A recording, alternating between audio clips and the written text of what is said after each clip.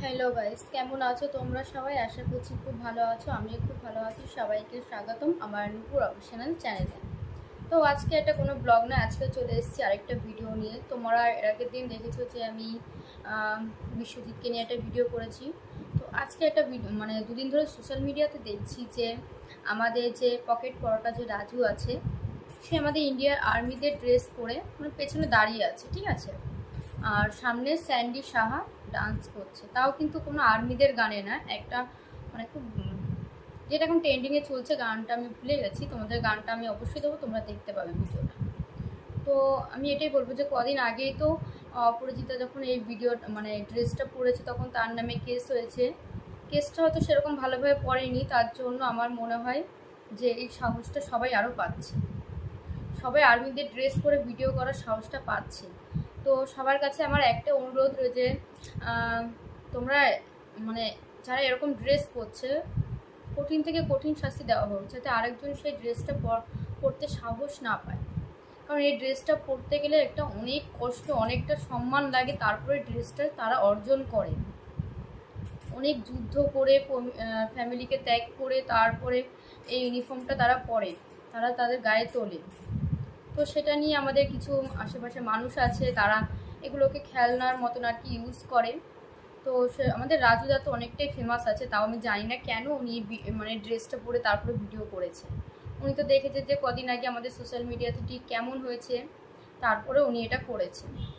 ঠিক আছে, তো সবাইকে তোমরা সবাই অবশ্যই কমেন্টে একটু জানিও যে আমি কি কথাগুলো ঠিক বলছি না একটু ভুল বলছি, প্লিজ একটু কমেন্টে জানিও, তাহলে আমার বুঝতে সুবিধা হবে। আমার যতদূর মনে হচ্ছে এটা ভুলই হয়েছে, কারণ একটা ইন্ডিয়া আর্মিদের ড্রেস পরে যদি তুমি ভিডিও করো সেটা তো মানে ড্রেসটাকে অসম্মান করা হচ্ছে, সেই ইন্ডিয়া আর্মিদেরকে অসম্মান করা হচ্ছে। তোমার কোনো যোগ্যতা নেই রাজুদা, তোমার এই ড্রেসটা পরা তোমার কোনো যোগ্যতা নেই, তুমি যে ড্রেসটা পরেছো তোমার সত্যি কোনো যোগ্যতা নেই। তুমি এমনি ফেমাস হয়ে গেছো, তারপরে তুমি এই ড্রেসটা পরে আরও কী ফেমাস হতে চাইছো আমি বুঝতে পারছি না। নাকি তুমি আমাদের ইন্ডিয়া আর্মিদেরকে আরও ছোটো করার চেষ্টা করছো, তা আবার হাতে ওরকম একটা খেলনার বন্দুক নিয়ে ওরকম একটা গানে, যদি দেশের গান হতো তাও মানা যেত, তাও পড়া তো বারণ, বারণ তো বারণ। সেটা আমাদের কদিন আগে আইনটা বেরিয়েছে, যখন অপরাজিতা দিদিভাই যখন এই ড্রেসটা পরে যখন ভিডিও করেছে তখনই কিন্তু এই নিয়মটা হয়েছে যে আর্মিদের ড্রেস আর কেউ যেন না পরে, এমনকি দোকান থেকে পর্যন্ত সেই সমস্ত ড্রেসগুলো তুলে ফেলা হয়েছে।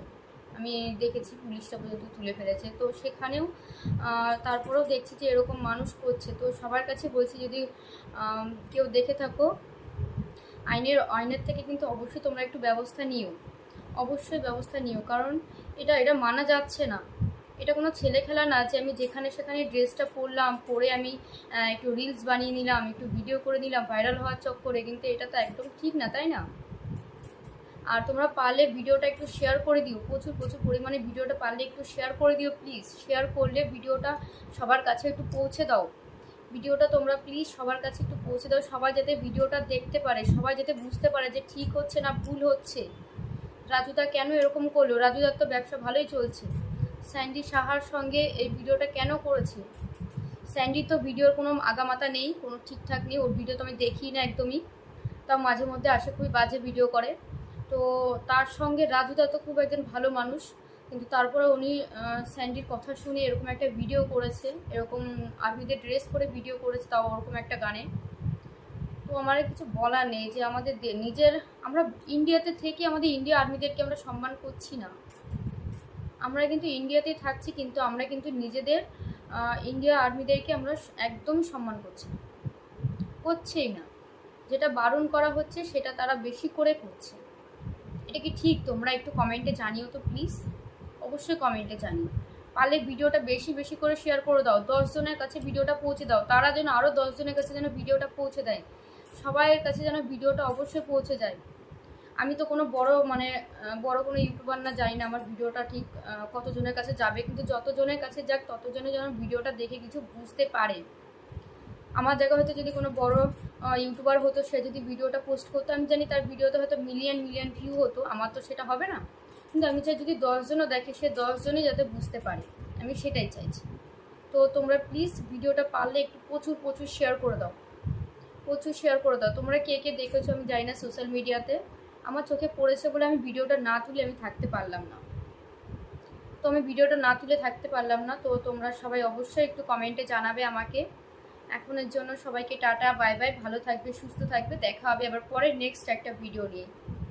টাটা।